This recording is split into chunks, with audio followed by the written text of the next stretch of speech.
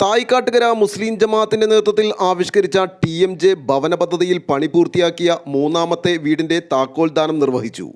ആലുവ നജാത്ത് ആശുപത്രി managing director doctor M. Abbas Haji Thayikkattukara Mattakkal വീട്ടിൽ അൻവറിന് താക്കോൽ കൈമാറി.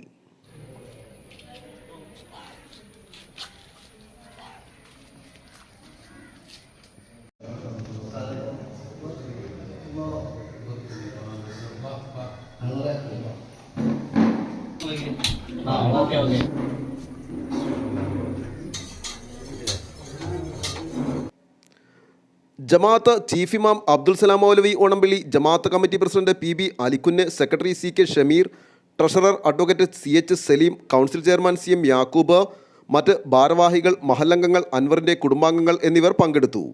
ആലുവ ലൈവ് ന്യൂസിനു വേണ്ടി സിദ്ദീഖ് കാരക്കാടനൊപ്പം സനൂപ് കളമശ്ശേരി.